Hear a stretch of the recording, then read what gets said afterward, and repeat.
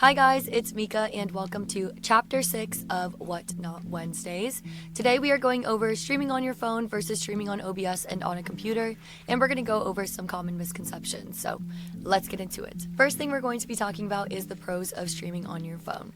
Obviously, most people have phones nowadays, so it's very accessible and you can take your streams wherever you want. Whether you're going to different events or different card shows, you can bring your streams with you. And like I said, this is a great option for people who are doing short streams or only plan on streaming once or twice a week. It's very mobile, very accessible, and you have everything right on your phone.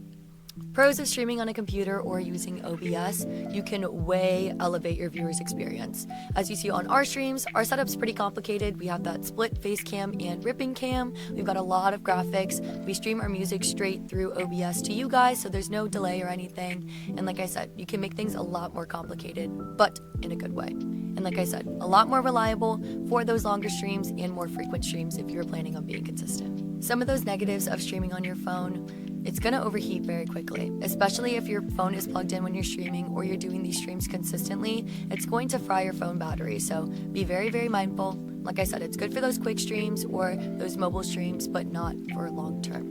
Also, there's less viewer customization, so no overlays, no transitions. You can't stream your music directly through OBS into your phone, so there's a lot less viewer customization that you get to do with it too. So keep that in mind whenever you're streaming on your phone. Some of those cons when it comes to streaming on OBS or on a computer, it's going to take some time and a monetary investment when it comes to doing something like this. You have to take the time to learn the proper softwares to use, which we will be covering in some of those later chapters for you guys. But the monetary aspect of building out a stream room can be a little bit intense, but if you're planning on streaming multiple times a week for longer than a couple hours at a time, I do think it is a really good investment. And like I said, you get more customization, but it comes with that time to learn the right software and with the monetary investment. There's a huge misconception that you have to spend thousands and thousands of dollars to build out a stream room and have a crazy PC and have a crazy setup to be successful and whatnot, but it does not take all of that. Getting a laptop, getting a good face cam to use as a ripping cam, whether it's an Elgato cam or a Logitech camera, and getting a good microphone like a Shure SM7B or a Blue Yeti can really elevate that experience. A good laptop stream will beat an iPhone streaming quality any day of the week. So if you plan on streaming more than once or twice a week for longer stretches at a time, I definitely recommend getting that laptop, getting a good camera, and that microphone to elevate that experience. And you don't have to break the bank. Prime Day deals, Best Buy deals, Black Friday deals, there's sales all year round. So take a look, see what's going on, and there's a lot of awesome things out there for you guys that can work for you.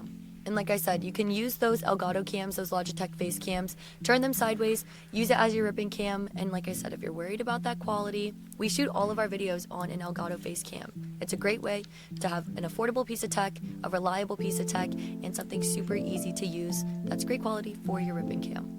I'm sure you guys have a million questions when it comes to streaming on OBS or streaming on a computer or a laptop, but I promise there are future chapters covering everything. We're going to walk you through setting up OBS, we'll walk you through our setup and everything that we have, and if you have any other questions, we will answer them for you. Don't you worry!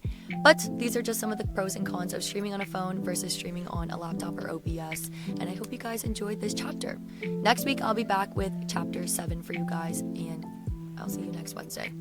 Bye, guys!